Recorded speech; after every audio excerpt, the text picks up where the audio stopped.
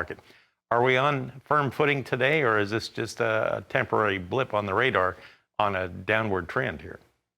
Well, today we're on firm footing, but I think it is probably just a temporary blip. We've seen a nice pullback in live cattle and feeder cattle through the first half of the week. That June live cattle contract pulled down into that support pocket, 161 to 162. That represents a gap from April 6th. The 50-day moving average, as well as the old contract highs from back in February. So a lot of history between buyers and sellers in that price pocket, and we were able to defend that on a closing basis yesterday, and I think get a little relief here. But everyone's going to be watching this cash market pretty closely. We've seen it soften up as of late, and I think that could spur some long liquidation. We talked about short covering in the wheat market.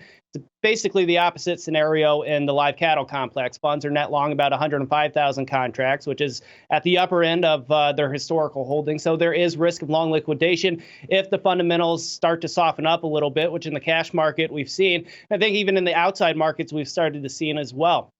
Got that Federal Reserve meeting yesterday pressuring some of the outside markets, and you've got Pacific West, another regional bank, under fire here this morning, down about 50%. So if we continue to get these concerns over bank failures, I think that's going to put a little bit of a headwind in the market going forward, especially from the consumer demand aspect. Yeah, the Dow is down 342 points on the June futures right now.